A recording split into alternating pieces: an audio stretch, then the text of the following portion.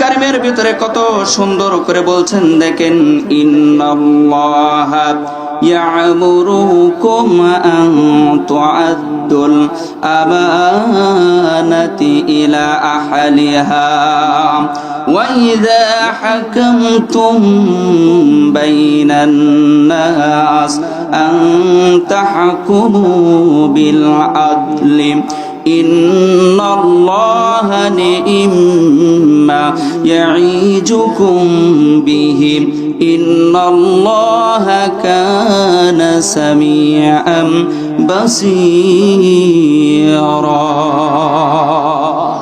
الله পাক রব্বুল আলামিন বলছেন, ইন্নাল্লাহ নিশ্চয় আল্লাহ তাআলা ইয়ামুরুকুম তিনি আদেশ করেছেন, নির্দেশ দিয়েছেন, আনতু আদ্দুল আমানাতি যার প্রাপ্য আমানতটা তুমি তাকে আবার সুন্দর করে ফিরাই দিয়ে দাও, ইলা আহলিহা যে পাবে তার কাছে, ওয়া ইজা হাকামতুম বাইনান নাস এবং যখন মানুষের মাঝে বিচার ফয়সালা করবা এই বিচার ফয়সালাটা হবে আন তাহকুমু বিল আদলি ন্যায় এবং ইনসাফের সহিত। এরপরে আল্লাহ পাক রব্বুল আলামিন আরো বললেন, ইন্নাল্লাহা নিম্মা ইয়াইজুকুম বিহি বলেন তো এই হুকুমটা আসছে কার পক্ষ থেকে? আল্লাহ পাক রব্বুল আলামিনের পক্ষ থেকে আসছে। এরপরে আল্লাহ পাক রব্বুল আলামিন আবার বলছেন, ইন্নাল্লাহা কানা সামিয়াম বাসীরা। পৃথিবীর প্রত্যেকটা বক্তা আজকে আমি এখন আপনাদের সামনে আলোচনা করতেছি, আলোচনা করে আমি এখান থেকে চলে যাব, আপনারা আমার আলোচনা আমল করতেছেন কি না করতেছেন আমি কি বুঝতে পারবো? কিন্তু আল্লাহ পাক রব্বুল আলামিন বললেন, ইন্নাল্লাহা কানা সামিয়াম বাসীরা। বান্দারে কেমন আলোচনা, কেমন তুমি আমার কথাটা তুমি মানতেছো এটা আমি আল্লাহ পাক রব্বুল আলামিন শুনি, এবং শুধু শুনি না আমি আল্লাহ সেটা আবার দেখি। এজন্য দেখেন, ইন্নাল্লাহা ইয়ামুরুকুম আন তুআদ্দুল আমানাতা। আল্লাহ পাক রব্বুল আলামিন আমানতের ব্যাপারে বলছেন, যারা আমানতদারী খবরদার আমানতটা তার কাছে ফিরিয়ে দিয়ে দেবা। এই আমানতের অর্থ তাফসীরের কিতাবের ভিতরে 4টা অর্থ আছে, বলেন তো কয়টা? সবাই বলেন কয়টা? 4টা অর্থ আছে আমানতের ব্যাপারে। এর ভিতরে একটা হলো আল্লাহ পাক রব্বুল আলামিন বললেন, এই আমানতের 1 নম্বর অর্থ হলো বস্তুগত আমানত। সবাই বলেন কি আমানত? তাফসীরের কিতাবের ভিতরে কত সুন্দর করে তাফসীরে কাশফের ভিতরে 4 প্রকারের অর্থ করেছেন, আবার তাফসীরে বাইজাবির ভিতরেও 4 প্রকারের অর্থ করেছেন। আমি এক এক করে আপনাদেরকে শোনাই। 1 নম্বরে বললেন বস্তুগত আমানত, যেমন একজন মানুষ যদি একজন মানুষের কাছে টাকা আমানত রাখে নাকি ভাই? বললেন কি করি ভাই? পাওনা টাকাই দেয় না, তাতে আবার আমানত? নিজ টাকা পাওনা টাকা তার মোটে না হলো কমপক্ষে 15 বার তার বাড়ি যাওয়া লাগে, কথা কয় না কেন? এরপরে যাবার বলে এই রহিম ভাই কি বাড়ি আছে নাকি? ছেলে ডাকতে বলে আব্বা বলিছে, আব্বা বাড়ি নি। কি বলিছে ভাই? তার মানে আব্বা বাড়ি না বাইরে বাড়ি। কেমন অবস্থা দেখেন, আপনি রাখবেন টাকা, এরপরও সেই টাকা তো বরঞ্চ দেয় না, আরো মিথ্যা কথা বলে। বলেন আছে না নাই? আর বর্তমান সময় মিথ্যা কথা বলার 1 নম্বর যন্ত্র এখন এই। কথা বলেন না কেন? কথা বলেন না কেন? একবার হাজি থেকে শুরু করে গাজী পর্যন্ত যারাই আছে সবাই এর কাছে ধরা পড়ে গেছে। কথা বলেন। এজন্য দেখেন আমানতের ব্যাপারে আল্লাহ পাক রব্বুল আলামিন কত সুন্দর করে তাফসীরের কিতাবের ভিতরে তার ব্যাখ্যা করে দিয়েছেন। 1 নম্বর হলো বস্তুগত আমানত। মানুষ যেমন এই সমাজের ভিতরে একজন আরেকজনের কাছে যেমন টাকা রাখে, অর্থ রাখে, সম্পদ রাখে, বিভিন্ন প্রকার এই সম্পদ যখন তার কাছে রাখে এটা হলো তার হলো বস্তুগত একটা আমানত। এরপরে মানুষের কাছে অর্থনৈতিকভাবে আরো কথা, যেটা একটা অদৃশ্যগত আমানত। যেমন মানুষের কাছে বলেন তো কথার একটা আমানত আছে না না? কথার আমানত আছে, আপনি কথা রাখতে পারবেন, এটা হলো আপনার নৈতিক আমানত। হুজুরকে ডেকে বললাম, হুজুর আপনার একটা কথা বলতেছি, এইটা আপনি কাউকে বলবেন না, কিন্তু দেখা যায় হুজুর আরেকজনের কাছে বলতেছে, আপনিও কারোর বললেন না, এই কথাটা কিন্তু অমুক লোকে বলছে। এরা মানুষ বলেন তো আছে না নাই? বলেন তো আছে না নাই? এইবার যখন বলে এভাবে যাইতে যাইতে 100 জনের মতো লোকের কাছে চলে গেছে, তাফসীরের কিতাবের ভিতরে আসছে এই 100 জনের কাছে যেহেতু এই খেয়ানত হয়ে গেছে, এই 100 জনের খেয়ানতের গুনাহ ওনার আমলনামায় পাওয়া যাবে। দেখছেন কত বড় গুনাহ, চিন্তা করে দেখেন। তাহলে আপনি চিন্তা করে দেখেন। এজন্য দেখেন আমানতটা কেমন। একটা হলো নৈতিক আমানত। আপনার কাছে যদি একটা কথা আমানত রাখি, এই কথাটা প্রচার করাটা হলো একটা খেয়ানত হয়ে যাবে। এরপরে আপনি দেখেন আল্লাহ পাক রব্বুল আলামিন কত সুন্দর করে এই তাফসীরের কিতাবের ভিতরে এটা যুক্ত করে দিয়েছেন। মুফাসসিরে কেরাম 3 নাম্বার অর্থ করছেন। দেখেন সামাজিক কিছু আমানত আছে, বলেন আছে না? সামাজিক ভাবে যে আমানত আছে, এই সমাজের অনেক বিষয়ে আপনি যদি গ্রামের একজন মোড়ল মাতব্বর হন, এই সমাজের সমস্ত বিচার ফয়সালাটা আপনি সুন্দরভাবে করবেন। যদি সুন্দরভাবে না করতে পারেন, তাহলে ওই সমাজের বিচারের ক্ষেত্রেও আপনি খেয়ানত করেছে। বোঝেন নাই? এবার আপনি আসেন, রাষ্ট্রীয় কিছু আমানত আছে। রাষ্ট্রের আমানত যেমন আমি বলি, রাস্তার ইট যেগুলো আছে, বলেন তো আইলার পরে কে কে এই ইটগুলো বাড়ির উপরে তুলছেন? হাত তোলা যাবে ভাই? প্রত্যেকের বাড়ি প্রায় সবাই না নিয়ে আসছেন। আপনি যে ইটগুলো আপনার বাড়িতে নিয়ে আসছেন, মোটামুটি 18 কোটি মানুষের হক নষ্ট করেছেন। কথা বলেন না কেন? কারণ এইটা আপনার ব্যক্তিগত না, এইটা আপনার নিজের না, অথচ এইটা আপনি নিয়ে আসছেন। এরপরে আপনার কাছে একটা আছে ধর্মীয় আমানত। এই ধর্মীয় আমানত যেমন আল্লাহ পাক রব্বুল আলামিন আপনার যে জীবনটা দিয়েছেন, এটা হলো তার দেওয়া আমানত। আল্লাহু আকবার বলেন। কত সুন্দর করে দেখেন,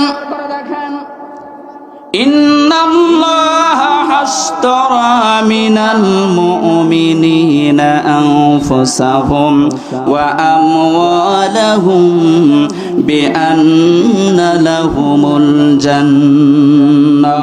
আল্লাহ পাক রব্বুল আলামিন কত সুন্দর করে দেখেন বললেন, বান্দারে আমি তোমার ইন্নাল্লাহা হাশতারা মিনাল মুমিনিনা আনফুসাহুম ওয়া আমওয়ালাহুম, তোমার ধন সম্পদ, তোমার জীবনটা আমি আল্লাহ পাক রব্বুল আলামিন ক্রয় করে নিয়েছি জান্নাতের বিনিময়ে। সুবহানাল্লাহ বলেন।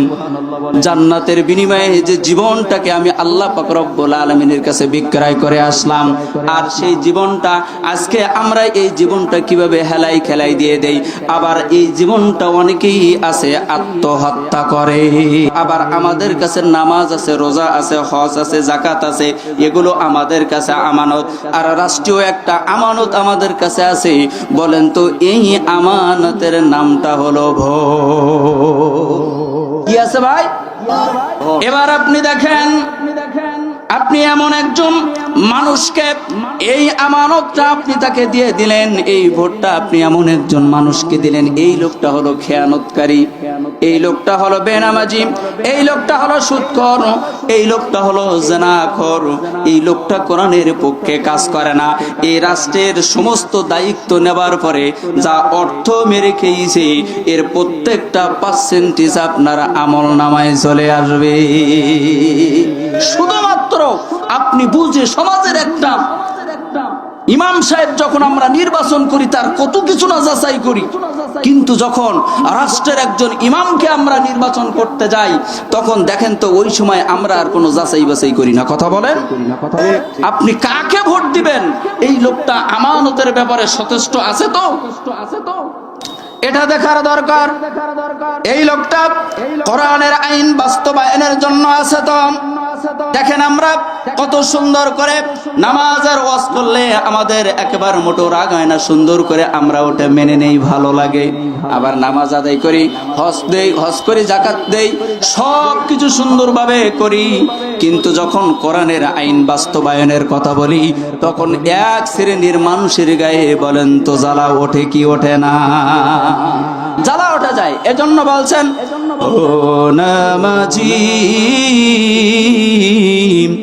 কোরআন দিয়ে নামাজ পড়ো, সমাজ কেন গড়ো না? আল্লাহু আকবার বলেন। ও নামাজি কোরআন দিয়ে নামাজ পড়ো, সমাজ কেন গড়ো না? কোরআন দিয়ে তারাবি পড়ো, জীবন কেন গড়ো না? ও নামাজি, কোরআন দিয়ে নামাজ পড়ো, সমাজ কেন গড়ো না? আল কোরআনের সমাজ ছাড়া ন্যায় ইনসাফ তো মিলবে না, সুবিচার তো হবে না। কথা বলেন। আল কোরআনের সমাজ ছাড়া ন্যায় ইনসাফ তো মিলবে না, সুবিচার তো পাবে না। ও নামাজি, কোরআন দিয়ে নামাজ পড়ো, সমাজ কেন গড়ো না? ধনী গরিব এক শামিল হয় মসজিদের ওই কাতারে, এই সমতা রাখো না তো মসজিদেরই বাহিরে। মানুষে প্রীতি সম্প্রীতি গড়ো না, কোরআন দিয়ে নামাজ পড়ো, সমাজ কেন গড়ো না? ও নামাজি, কোরআন দিয়ে নামাজ পড়ো, সমাজ কেন গড়ো না? একটু জোরে বলেন না মারহাবা।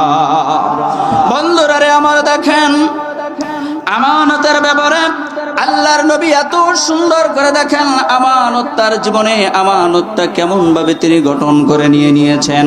আল্লাহর নবী যখন মক্কা বিজয়ের পূর্বে কত সুন্দর করে দেখেন, মক্কা বিজয়ের পরে যখন আল্লাহর নবীর কাছে সুন্দর করে আসছে, আপনাকে মক্কা থেকে মদিনায় হিজরত করতে হবে।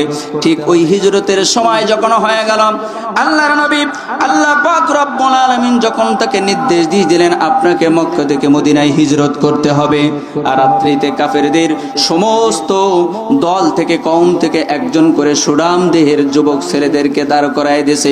আখিরি জমিনের পয়গম্বর, আখিরি জামানার পয়গম্বর নবীর ঘরটাকে সুন্দর করে চারিদিক থেকে তারা ঘেরাও করে ফেলেছে, আর বাইর হইতে দেবে না। ঠিক ওই মুহূর্তে হযরতে আলীকে ডেকে বললেন, আলী রে যাও, তুমি আমার বিছানার মধ্যে ঘুমায় পড়ো। আর ওই বিছানার ভিতর যখন তাকে শোয়াই দিয়ে দিলেন, তখন হাতের ভিতরে আবার একটা কাগজও দিয়া দিয়েছে, চামড়ার একটা খণ্ড দিয়া দিয়েছে আলীর কাছে। যখন দিলেন হযরত আলী ওই চামড়ার খণ্ডটা নিজের কাছে নিয়ে তিনি রেখে দিয়েছেন। আল্লাহর নবী আবার যখন চলে যাইতেছেন, পিছন ফিরে আসছেন, আসার পরে বললেন, আলী রে, আমার বিছানার ভিতরে তুমি শুয়ে আছো রে আলী, তবে তোমার কাছে আমি একটা লিস্টে দিয়েছি, দেখো এই মদিনার মক্কার যত মানুষ আমার কাছে ছিল, এই মক্কার মানুষগুলো আমার কাছে আমানত গচ্ছিত রাখতো। আলী রে, আমি চলে যাচ্ছি, তাদের আমানত আমার কাছে রয়ে গেছে। আলী, আমি চলে গেলাম, সকাল হলে আমার আমানতটা তাদের কাছে ফিরাইয়া দিয়ে দিও। কত দেখেন, যারাই আমার নবীকে হত্যার পরিকল্পনা করল, যারাই আমার নবীকে মারার জন্য পরিকল্পনা করলাম, অথচ আখিরি জামানার পয়গম্বর বললেন, না না, দুনিয়ার কোন মানুষের যদি কোনো কিছু আমি খেয়ানত করি, এই খেয়ানত করার কারণে আল্লাহ পাক রব্বুল আলামিন আমাকে কাল কিয়ামতের ময়দানে খেয়ানতের কাতারে দাঁড় করায় দিয়ে বলবেন, বন্ধুরে, দুনিয়ায় দেখো তুমি কত সুন্দর করে তোমার ওই মক্কার কাফেররা তোমার কাছে যে আমানতগুলো রাখছিল, এইগুলো তুমি ফেরত দাও নাই। অতএব আলী রে, এইগুলো নিয়ে তুমি যেন কাছে রাখো না, সকাল হলে সুন্দর করে তুমি যেন ওই কাফেরদেরকে এগুলো ফিরাইয়া দিয়া দিও। আল্লাহু আকবার। আল্লাহর নবী কেমন আমানতদারিতা ছিলেন, আপনি আরো সুন্দর করে দেখেন। হযরত আলীকে যখন তার বিছানার ভিতরে দিয়ে দিয়েছেন, ওই ঘরটার চারিকানাতে যখন যুবকরা ঘেরাও করে রেখেছে, কাফেরদের যুবকরা ঘেরাও করে রেখেছে, বলেন তো যে বিছানার মধ্যে আলী ঘুমাইছে এই বিছানাটা কার? আল্লাহর নবীর বিছানা। ওই কাফেররা তো মনে করবে আল্লাহর নবী হয়তো এই বিছানার ভিতরেই আছে, কম্বল মুড়ি দিয়ে আছে, তারা তো তাকে হত্যা করে ফেলবে। আলী কম্বলের ভিতরে শীতকালে ঘামা শুরু করে দেশ, কারণ মারবে তো কাফেররা। এই অবস্থা আল্লাহর নবী যখন দেখলেন, আস্তে করে আবার আলীর পাশে গিয়ে বললেন, আলী রে, চিন্তার কোনো কারণ নাই, তুমি চিন্তা করো না।